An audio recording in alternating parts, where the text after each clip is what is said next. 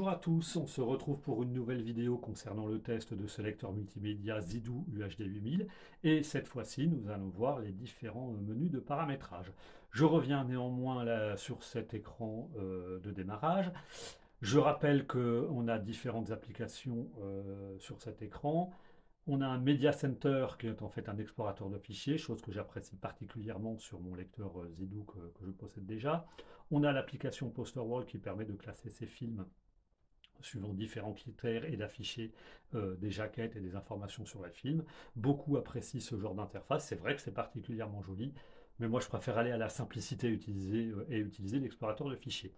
On a également l'application Music Player qui permet d'avoir accès donc à ces fichiers musicaux classés par artiste, par album, par genre, avec affichage des jaquettes, etc. Ça rejoint un peu l'application précédente concernant les films. On a ici un petit bouton Apps qui permet d'afficher l'ensemble des applications qui sont disponibles sur cet appareil. Il est également possible d'en rajouter certaines.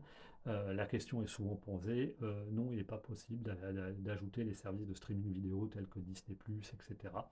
C'est bien dommage, effectivement, parce que ça en ferait effectivement l'appareil ultime en termes de vidéo.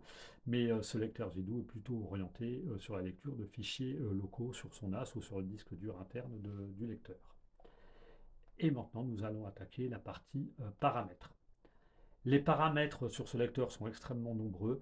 Je vais les survoler. Je ne peux pas expliquer tous les paramètres différents, déjà parce que certains sont extrêmement techniques. Et puis, j'en aurai pas non plus forcément l'utilité, donc ça peut concerner une utilisation parfois très spécifique. En tout cas, tous les paramètres vont être montrés afin que chacun puisse voir que cet appareil est particulièrement complet, et puis puisse voir aussi s'il y a une option qui pourrait éventuellement les intéresser, donc éventuellement creuser l'intérêt de cette fonction. Donc le menu paramètres est composé de 5 onglets différents, lecture, affichage, audio, réseau, divers, voilà. C'est dans divers que je suis allé pour changer la langue du lecteur. Donc malheureusement tout n'est pas traduit en français, c'est ce qu'on va voir dans la suite de la vidéo. On attaque maintenant avec la partie lecture. L'onglet lecture concerne la lecture de fichiers vidéo. On trouve différents paramètres comme la fréquence d'image pour adapter la résolution et la fréquence d'image soit à son matériel, soit pour le laisser identique au fichier source. On a un paramètre reprise de lecture pour savoir à partir de combien de minutes est-ce qu'on accepte la reprise de la lecture au début et à la fin. C'est un petit peu complexe à dire comme ça, mais en fait voilà, techniquement, si j'ai regardé moins d'une minute d'une vidéo, lorsque je vais la relancer, est-ce que le lecteur me proposera de reprendre là où je me suis arrêté ou de reprendre depuis le début? Et pareil, fin de la lecture, si j'ai arrêté la lecture d'une vidéo moins de 3 minutes avant la fin, il ne me proposera pas de continuer la lecture. Et donc ceci peut être paramétré. On a les langues par défaut pour les pistes audio, les sous-titres. On a même des sous-titres en ligne. Donc on peut choisir, on retrouve ça sur nos lecteurs DVD Blu-ray habituels, savoir si on veut les sous-titres en français de base ou si on veut rien. Pareil pour les pistes audio. On a la possibilité de paramétrer les touches de la télécommande suivant différents paramètres. Donc il y a pas mal de choses à voir. Je ne rentre pas plus dans les détails là-dessus, sinon la vidéo va durer des heures. Mode de lecture, donc pareil, est-ce qu'on veut que la vidéo soit lue une fois, est-ce qu'on veut qu'elle soit répétée, etc. Dans le cadre d'une vidéo, je ne vois pas quel serait l'intérêt de lancer des films de manière aléatoire, mais bon, pourquoi pas.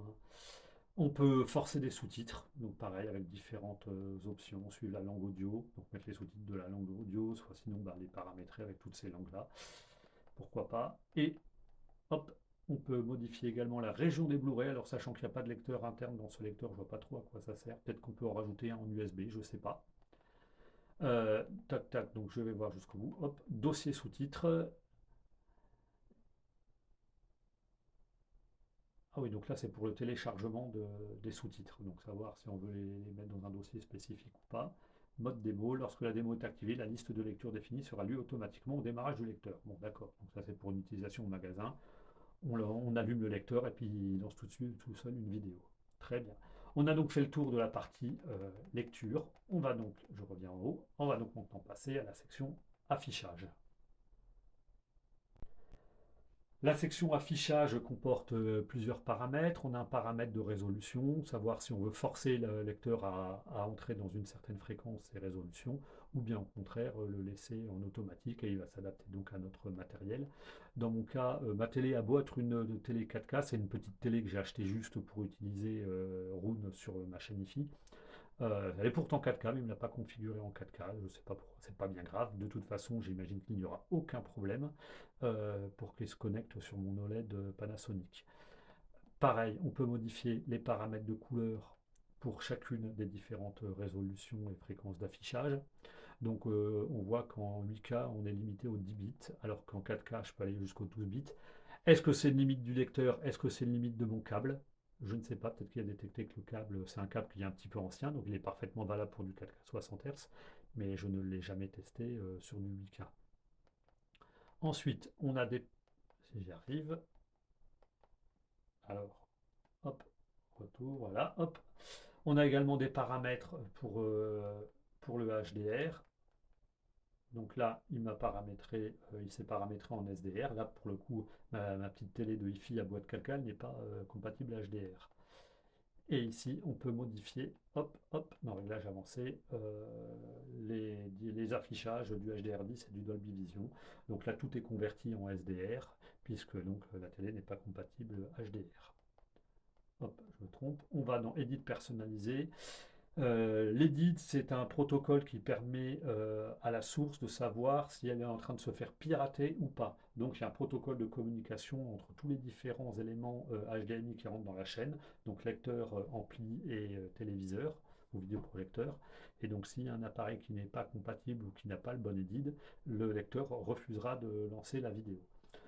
Bon, c'est un peu étrange quand même, sachant que faut pas se mentir, hein, les fichiers vidéo qu'on lit sur ce type de lecteur sont des fichiers piratés, quoi. Mais bon, j'imagine que peut-être que les edits sont piratés aussi. On a aussi un paramètre pour régler la taille de l'écran, pour faire de l'overscan en quelque sorte. Oui, enfin, c'est de l'overscan. Donc là, il est en 100% et je peux le diminuer éventuellement, ce qui n'a pas grand intérêt. Donc je vais le remettre à 100%. Tac, tac, tac, tac.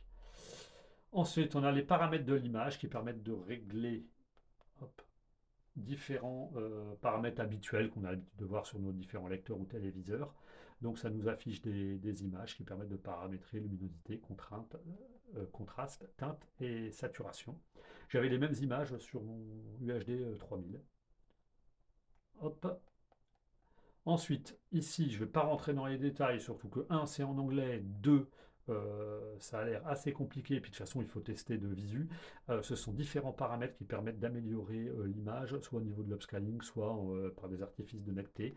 On voit que ça utilise l'IA, hein, c'est un peu à la mode. Bon, est-ce qu'il y a vraiment de l'IA derrière? J'en sais rien. Mais en tout cas, on a différents paramètres à régler. Il y en a trois en fait, puisqu'à chaque fois, sur chaque paramètre, on a ensuite la possibilité d'afficher des informations en temps réel sur les améliorations faites par le lecteur. Donc je verrai ça sur mon home cinéma. Ensuite, HDCP. Donc là aussi, la norme HDCP, c'est une norme anti-piratage. Donc si votre TV ne prend pas en charge la norme HDCP, son activation peut provoquer un écran noir. Effectivement, si c'est un élément qui n'est pas compatible, l'image ne se lancera pas. Hop, je vais descendre, voilà, il nous reste résolution de l'interface. Donc là, je l'ai mis, mon interface est en 4K, mais elle ressort en 1080p, puisque c'était marqué 1080p tout à l'heure. Si je mets 1080p, il se passe quoi? Hop, restarting. Un petit peu long quand même, hein. Voilà. Ah bah le lecteur vient de s'éteindre et il est en train de redémarrer. On a d'ailleurs entendu le petit clac de son relais. Ah bah oui, le lecteur redémarre. Donc là, effectivement, il m'affiche bien 1080p 60. Je reviens ici, hop.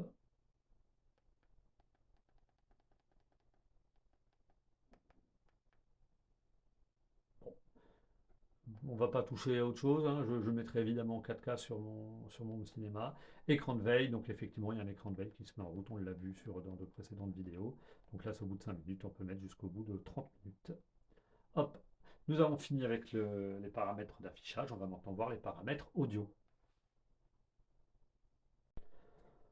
Donc en audio, pareil, toujours plusieurs paramètres. On a un paramètre source qui nous permet de sélectionner éventuellement une source qu'on aurait connectée en USB sur le Zidou. Donc un autre streamer, je sais pas moi, un PC, oui un PC ça peut être pratique. Donc voilà, on peut le sélectionner. Et on peut également en sélectionner quelle sortie on va utiliser sur ce lecteur. Donc soit les sorties analogiques comme ici, sortie XLR ou RCA, XLR et RCA, ou les sorties HDMI ou les sorties SPDIF. Donc pour chaque type de sortie, si j'en sélectionne une, eh ben, il m'a dit qu'en bas, le débit maximum que l'on peut envoyer. Donc là, en ce qui concerne le SPDIF, on sait, c'est limité aux 16 bits 192 kHz. A l'inverse, si je sélectionne HDMI, ah, ça va pas au-delà de PCM 16 bits 192, bizarre. Ah, il y a mon PC qui fait le foin derrière. Ah si, ça y est, ça s'est mis à jour. Ça peut sortir du Dolby Digital, de la C3, du PCM. Ouais, 16 bits 48 kHz. En fait, ça doit s'adapter aux capacités de mon téléviseur, vu que là, le lecteur est relié au téléviseur. Et donc, il ne doit pas prendre en charge autre chose. Et si je mets en XLR comme c'était le cas, bah voilà, il peut envoyer jusqu'à du PCM 32 bits en analogique, hein, donc du coup la notion de PCM et 32 bits n'a plus d'intérêt en analogique. En tout cas, avant conversion analogique, ça peut être du PCM 32 bits ou du DSD 512 pour les fichiers issus de SACD, mais d'ailleurs le SACD était limité au DSD 64, si je me souviens bien. Donc ensuite, on a la possibilité de configurer les sorties XLR et RCA, donc en analogique. Donc on a des réglages de DAC de manière assez classique. On a aussi des réglages de volume de départ, de volume maximum. Je ne rentre pas trop dans les détails. On peut également modifier la polarité du port XLR, donc inverser la phase et la contrephase. On passe à la suite, donc la prise HDMI principale, on peut la configurer soit en auto, c'est-à-dire qu'elle va pouvoir envoyer n'importe quel type de codec en fonction du préampli ou du téléviseur qu'il y aura derrière, donc DTS, Dolby Digital, Dolby 3 HD, etc. Soit sinon on peut la forcer à être en PCM de canaux, et hop, en RAW, j'imagine que là ça envoie le codec natif du fichier qu'on est en train de lire. On peut down mixer l'audio HD soit en digital, soit en DTS. Voilà, donc le Dolby 3 HD sera down mixé en Dolby Digital et le DTS HD sera lui down mixé en DTS. Hop, qu'est-ce que c'est ça? J'ai pas accès. Bah oui, c'est en fonction délai de playback. Ah oui, donc ça c'est pour régler le décalage audio si jamais on avait un appareil en aval. Non, oui, en aval qui pouvait créer un décalage, on peut donc le compenser ici. Volume protection, volume limite, volume pass-through mode, c'est ce qu'on avait déjà tout à l'heure. Ensuite, donc là on est sur le paramètre de la deuxième sortie HDMI, donc on retrouve quelques paramètres qui sont identiques à la sortie principale. SACD préféré d'ARA, multichannel ou stéréo, donc là c'est si on a ripé un SACD qui contient à la fois une piste stéréo et multicanal, on peut sélectionner laquelle on veut jouer. On retrouve pareil, le décalage audio et volume protection, volume limite, etc. comme tout à l'heure. SPDIF, on retrouve le même type d'option, je ne rentre pas plus dans les détails. USB, pareil. Est-ce qu'en USB on aurait accès à d'autres options? Non. Apple Music, Atmos Audio Output. J'ai pas d'appareil Apple et je ne compte pas spécialement en avoir, donc je ne sais pas à quoi ça sert tout ça. Hop, on va pouvoir maintenant passer à la partie réseau. Donc la partie réseau, ça c'est quelque chose donc évidemment de très technique. Est-ce qu'on active le Wi-Fi? Est-ce qu'on active l'Ethernet? Les diodes Ethernet, est-ce qu'on les allume ou pas derrière? On peut configurer le Bluetooth. Service Samba, ça c'est pour permettre à ce lecteur d'être reconnu sur d'autres appareils tels que des PC. C'est très pratique puisque mon UHD 3000, le contenu du disque dur de mon UHD 3000, je le retrouve sur l'explorateur Windows de mon PC. Ça me permet de faire des transferts très facilement. Et point d'accès Wi-Fi, un peu configuré un point d'accès Wi-Fi. Ouais, pourquoi pas, ça c'est sympa. Si on peut, bon, j'imagine qu'on doit pouvoir rentrer en Internet via la prise Ethernet et la rebasculer en Wi-Fi. Bon, ça peut être sympa. On passe maintenant à divers. Donc, hop, On peut sélectionner donc la langue. HDMI CEC, ça je vais le désactiver tout de suite. Ça permet à une seule télécommande de piloter d'un appareil, hein, typiquement la télécommande de la télé, de piloter plusieurs appareils. Moi, à chaque fois que j'ai testé ça, ça m'a un bazar pas possible. Genre, je veux éteindre le lecteur, ça m'éteint la télé, mais sauf que moi, j'avais pas du tout envie d'éteindre la télé. Donc je déteste le CEC. Puis de toute façon, j'ai une télécommande universelle, donc si je veux me programmer des macros, il n'y a pas de problème là-dessus. Alimentation, donc lorsqu'on le met sous tension, en plus moi c'est quelque chose d'important puisque mes appareils sont systématiquement éteints via l'interrupteur de la multiprise, est-ce que lorsqu'il se met sous tension il reste en veille ou bien alors il démarre? Moi je le mets en démarrage puisqu'en plus il y a le petit interrupteur au dos de l'appareil, interrupteur physique, et mon UHD 3000 je l'ai configuré ainsi, donc j'active le petit interrupteur à son dos et hop il s'allume automatiquement. Veille du disque dur, donc jamais en veille, au bout de 10 minutes, 30 minutes. Ça peut être bien de le mettre au bout de 10 minutes. A priori, si on n'a pas utilisé le disque dur pendant 10 minutes, autant qu'il s'éteigne. Contrôle du ventilateur, automatique, manuel. On va essayer en manuel, voir si ça fait du bruit si on met en vitesse haute. Ouais, en vitesse haute, ça fait un petit peu de bruit, ouais. Vitesse moyenne aussi, on l'entend bien, ouais. Ouais, si on a le lecteur dans la pièce, on l'entend. Moi, j'ai l'avantage d'avoir tout mon matériel dans le sas à côté de la pièce home cinéma. Vitesse basse, il est quasiment inaudible. Vitesse basse, non, là je l'entends pas. Mon PC qui est derrière fait un peu plus de bruit, pourtant il est relativement peu bruyant également. Et en auto, autant le laisser en auto. On peut le mettre sur off, au moins on est sûr que le ventilateur ne s'enclenchera pas et ne fera pas de bruit. J'imagine qu'il y a une protection s'il y avait une surchauffe, évidemment. Donc en auto, ça me paraît bien. Ça permettra de voir justement si le ventilateur s'enclenche ou pas. Certainement en été, peut-être si la pièce est chaude. Ça, c'est pour paramétrer l'écran d'affichage. Donc on peut l'éteindre complètement. Je viens de l'éteindre. Malheureusement, le petit bouton on-off lui reste allumé, ce qui fait que si on a la source devant soi, on aura toujours ce petit bouton qui reste allumé.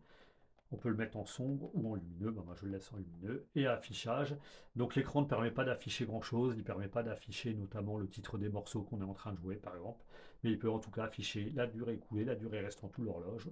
Moi je vais mettre l'horloge, ce qui m'indique d'ailleurs qu'il n'est pas à l'heure. Ensuite on a la possibilité de configurer un clavier sous Android, là justement on peut régler l'heure, format date, mois, jour, non c'est mieux jour, mois. Format de l'heure utilisé à paramètres régionaux, format 12 heures, plutôt 24 heures. Fuseau horaire. Profite pour le configurer.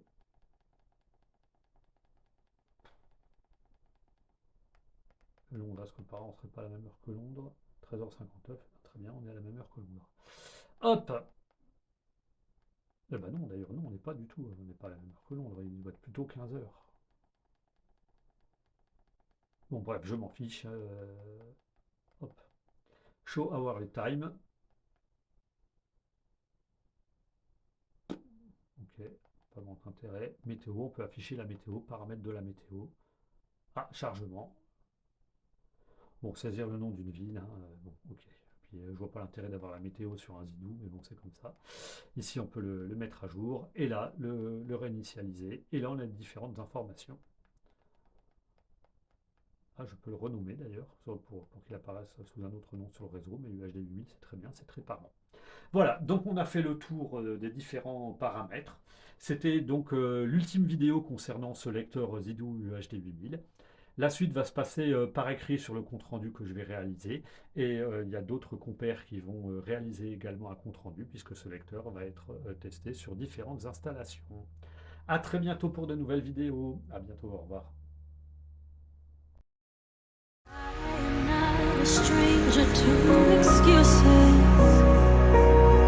Burned me once or twice.